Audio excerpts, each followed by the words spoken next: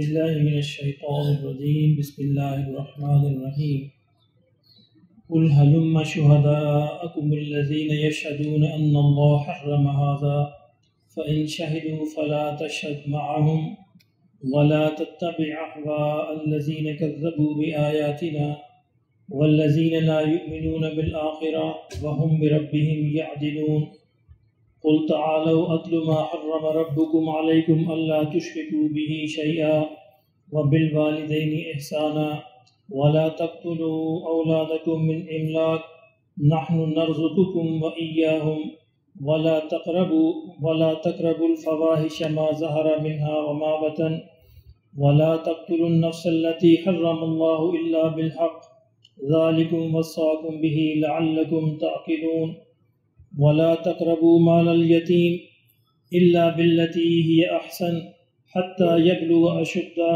وأوفوا الكيل والميزان بالقسط لا نكلف نفسا إلا وسعها وإذا قلتم فاعدلوا ولو كان ذا قربى وبعهد الله أوفوا ذلكم وصاكم به لعلكم تذكرون وأن هذا صراطي مستقيما فاتبعوه ولا تتبعوا السبل فتفرق بكم عن سبيله ذلكم وصاكم به لعلكم تتقون صدق اللہ العظیم۔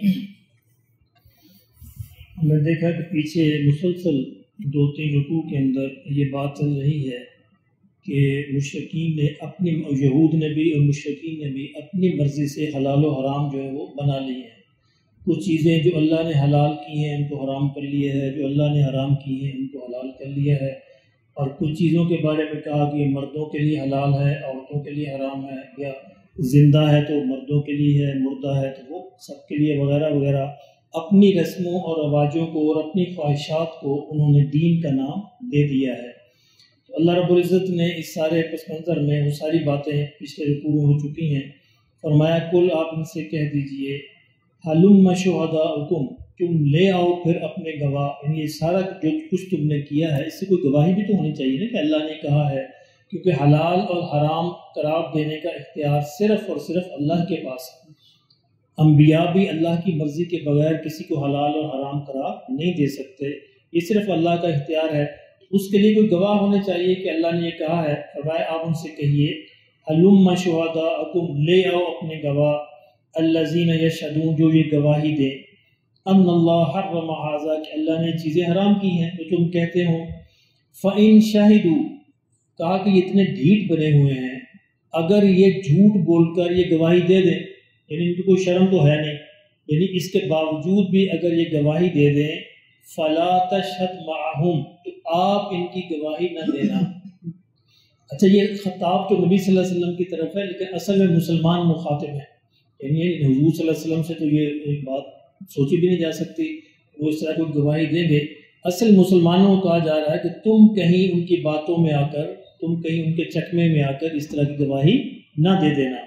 وَلَا تَتَّبِعْ أَهْوَاءَ الَّذِينَ كَذَّبُوا بِآيَاتِنَا، اور نہ ان لوگوں کی خواہشات کی، ان کے رسموں کی، رواجوں کی پیروی کرنا جنہوں نے ہماری آیات کو جھٹلایا۔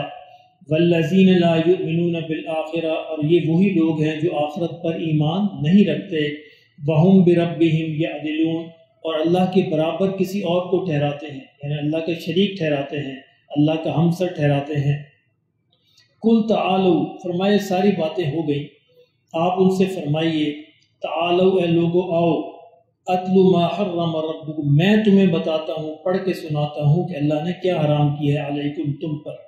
اچھا، اب جو آگے جو باتیں آ رہی ہیں 10 باتیں ہیں، یہ 10 باتیں ایسی ہیں جو اللہ کی ہر شریعت کے اندر حرام رہی ہیں، ناجائز رہی ہیں، کہیں بھی، یعنی تورات میں، زبور میں، انجیل، سب میں یہی بیان ہے۔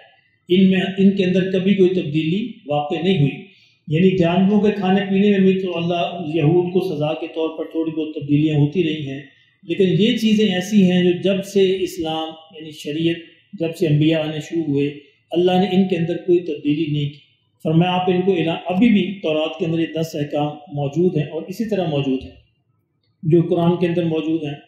فرمایا ان کو بتاؤ کہ اصل چیزیں یہ حرام ہیں، جو حرام چیزیں ہیں جن کی تمہیں ہمیشہ پرواہ کرنی چاہیے، خیال کرنا چاہیے، وہ یہ ہیں۔ پہلی چیز، اللہ تشرکوا بی شیئا، اللہ کے ساتھ کسی کو شریک نہیں ٹھہرانا، یہ سب سے بڑا حرام ہے۔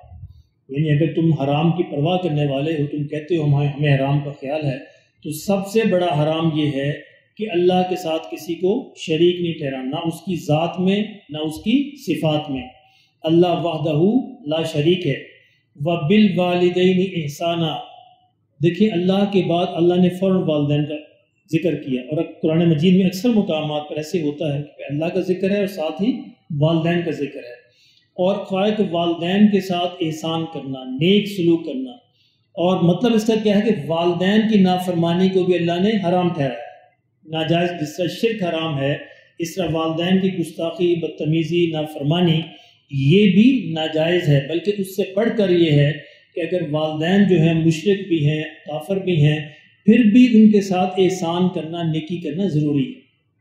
شرک کے بارے میں ان کی بات نہیں مانی جائے گی، ٹھیک ہے، اور کفر کے بارے میں ان کی بات نہیں مانی جائے گی، لیکن ان کے ساتھ احسان اور نیک رویہ اختیار کیا جائے، وہ اس کو ختم نہیں کیا جائے گا۔ تیسری بات، وَلَا تَقْتُلُوا أَوْلَادَكُم مِّنْ إِمْلَاقٍ، کہ مفلسی کے ڈر سے اپنی اولاد کو قتل مت کرو۔ یہ پچھلی دفعہ میں وضاحت کر چکے ہیں کہ عربوں کے ہاں تو یہ رواج تھا کہ واقعتاً وہ دفن کر دیتے تھے زندہ، اور مسلمانوں کے ہاں کیا ہے کہ اس نیت سے کہ جی اللہ کیسے رزق دے گا، بچوں کی پیدائش نہ کی جائے، تو یہ اس آیت کے خلاف ہے۔ تربیت کے لیے، تعلیم کے لیے اس نیت سے وقفہ کیا جائے، فیملی پلاننگ کی جائے، کوئی حرج نہیں ہے، لیکن دل کے اللہ نیتوں کے حال کو جانتا ہے، کس نے کس نیت سے کیا ہے۔ اس نیت سے کرے کہ یہ میرے 2 بچے ہو گئے، 4 ہو گئے تو اللہ رزق کہاں سے دے گا، یہ حرام ہے۔ اللہ نے فرمایا نحن نرزقکم، یہ ہم ہیں جو تمہیں رزق دیتے ہیں، یعنی یہ تمہیں کہاں سے خیال آ گیا کہ تم بچوں کو پالتے ہو؟ بچوں کو پالنے میں جو رزق ہے وہ ہمارے ذریعے ملتا ہے، ہمارے حکم سے ملتا ہے، ہماری دی ہوئی صلاحیتوں سے تم کماتے ہو۔ وَإِيَّاهُمْ، یہ رزق تمہیں بھی دیتے ہیں اور ان کو بھی دیتے ہیں، تمہارے بچوں کو بھی ہم رزق دیتے ہیں۔ اور چوتھی بات، وَلَا تَقْرَبُوا الْفَوَاحِشَ، میں کسی بھی بے حیائی کے پاس مت جانا۔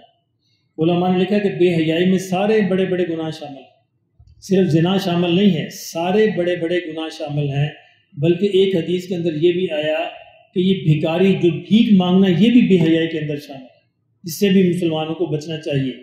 التی حرم اللہ الا ولا تقربوا الفواحش، فواحش کے، بے حیائی کے قریب بھی نہ جانا، ما ظہر منہا وما بطن، چاہے وہ کھلی ہو یا چھپی ہو، یعنی وہ چاہے تم اعلانیہ کرنے والے ہو یا اندھیرے میں چھپ کر کرنے والے ہو، اس کے قریب بھی نہ جانا، یہ بھی اللہ نے حرام ٹھہرایا ہے۔ چوتھی بات تھی۔ پانچویں بات، وَلَا تَقْتُلُوا النَّفْسَ الَّتِي حَرَّمَ اللَّهُ إِلَّا بِالْحَقِّ، اور کسی جان کو قتل مت کرنا جس کو اللہ نے حرام ٹھہرایا ہے سوائے حق کے۔ حق سے مراد کیا ہے؟ سوائے قصاص کے، یعنی قصاص میں کسی کو قتل کیا جا سکتا ہے، وہ بھی اگر عدالت حکم دے، وقت حکم دے، اس کو قصاص میں قتل کیا جائے گا، ویسے قتل کرنے کی اجازت نہیں ہے۔ ذالکم وصاکم بہ لعلکم تعقلون، فرمایا یہ اللہ کی طرف سے وصیت ہے۔ وصیت کا لفظ وہاں پہ استعمال کیا جاتا ہے جہاں پہ انتہائی تاکید ہو، یعنی آخری تاکید ہو، اللہ کی طرف سے انتہائی تاکیدی حکم ہے، لعلکم تعقلون، تاکہ شاید تمہیں عقل آ جائے۔ اگلی بات، ولا تقربوا مال الیتیم، اور یتیم کے مال کو ہڑپ نہ کرنا، یتیم کے مال میں غبن نہ کرنا، فریب نہ کرنا، الا باللتی ہی احسن، سوائے اچھے طریقے کے۔ اچھے طریقے سے مراد کیا ہے؟ اس کی مال کی حفاظت کرنا، لیکن اگر یتیم چھوٹے ہیں تم ان کو پال رہے ہو تو ان کے مال میں سے ان کی پرورش کے لیے تھوڑا بہت لے سکتے ہو، لیکن اچھے طریقے سے، اڑانا نہیں، ختم نہیں کرنا۔ حتیٰ یبلغ اشدہ، یہاں تک کہ وہ خود بالغ ہو جائیں، خود اپنی طاقت کو پہنچ جائیں، تو پھر ان کے مال ان کے حوالے کر دو۔ اگلی بات، وَأَوْفُوا الْكَيْلَ وَالْمِيزَانَ، ناپ تول میں پورا پورا ناپ تول کرنا۔ کیل کہتے ہیں وہ پیمانہ جو ناپنے کا ہوتا ہے، جسے ہم دودھ ناپتے ہیں، پیٹرول ناپتے ہیں، اس کا وزن نہیں کرتے، ان کو ناپتے ہیں۔ والمیزان، اور میزان ہوتا ہے جو چیزیں تولنے کی ہوتی ہیں، جس طرح سبزیاں ہیں ہم تول کے لیتے ہیں، گندم ہے تول کے لیتے ہیں۔ بالقسط، فرمایا ان دونوں چیزوں میں، ناپ کا ہو یا تول کا ہو، ان دونوں چیزوں میں انصاف کرنا، انصاف کے ساتھ کھڑے ہونا، پورا پورا ناپ تول کرنا۔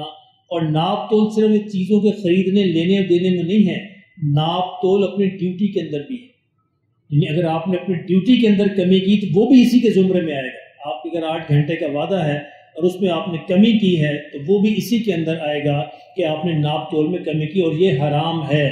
یہ ساری باتیں جو اللہ نے منع کی ہیں 10 باتیں، یہ حرام اللہ نے کہا۔ آؤ میں تمہیں بتاؤں کہ اصل حرام یہ ہیں۔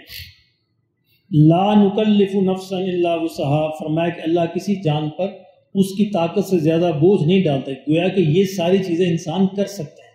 اگر میں نے حرام کی ہیں تو اس کا مطلب ہے کہ تمہاری وسعت ہے، انسانوں کے اندر یہ طاقت ہے، صلاحیت ہے کہ وہ ان پر عمل کر سکتے ہیں۔ اگلی بات وَإِذَا قُلْتُمْ فَاعْدِلُوا